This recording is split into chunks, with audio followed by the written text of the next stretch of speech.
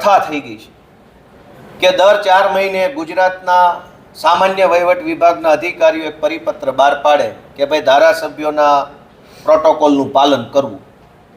મને એમ લાગે છે કે દર 4 મહિને આવો પત્ર કેમ બહાર પાડવો પડે? હજુ હમણાં થોડાક મહિના પહેલા જ મુખ્યમંત્રીશ્રીએ પરિપત્ર બહાર પાડ્યો હતો કે દરેક અધિકારીઓએ ધારાસભ્યોના ફોન ઉઠાવવા. પછી પાછો અત્યારે હમણાં બહાર પાડ્યો. હવે બીજા 6 મહિના, આ તો જાહેરનામા જેવું થઈ ગયું કે 3-6 મહિને ફરજિયાત બહાર પડી જાય છે અને કોઈ માનતું તો છે નહીં.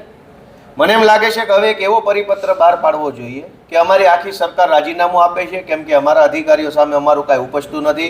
હું તો કાગળિયા લખી થાકી, અધિકારી તારા મનમાં નથી, માટે હવે અમે તમારેથી નારાજ થઈને આખી સરકાર રાજીનામું આપે છે, એવી એક જાહેરાત કરી દે એટલે ઘીના ઠામમાં ઘી, તેલના ઠામમાં તેલ પડી જાય. રોજ ઉઠીને શું કકળાટ કરવાનો? 30 વર્ષથી ભાજપની સરકાર છે અને તમારા અધિકારને તમારે કાગળિયા લખવા પડે નરસિંહ મહેતાની મુનિની જેમ? એ ભાઈ અમારો ફોન ઉપાડજો, એ ભાઈ સાહેબ બાપા, એ કલેક્ટર કાકા અમારા ધારાસભ્યને ફોન ઉપાડો ને પ્લીઝ, અંકલ, એડિશનલ કાકા, કમિશનર, સીપી, નાયબ સચિવ શ્રી, પ્લીઝ પ્લીઝ પ્લીઝ. આવું કરવું પડે ગુજરાતમાં? ધારાસભ્ય એટલે, અને એ સત્તા પક્ષના, અમે તો વિપક્ષના છીએ, અમારે પ્લીઝ પ્લીઝ ભાઈ સાહેબ બાપા સર કરવું પડે. અમે વિપક્ષમાં છીએ.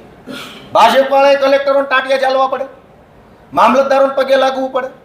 તો આ સરકારમાં શું દમ કહે છે? ડબલ એન્જિનની. મને એવું લાગે એક એન્જિનમાં દમ નહીં હોય તો જ આવી હાલત થાય. ડબ્બા માથે ચડી ગયા, એન્જિન નીચે દબાઈ ગયું.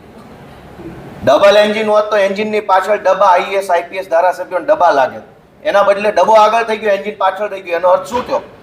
કે ડબ્બો માથે ચડી ગયો, એન્જિન ખરાબ થઈ ગયું. હવે આમાં અમારે શું બોલવાનું વિપક્ષ તરીકે?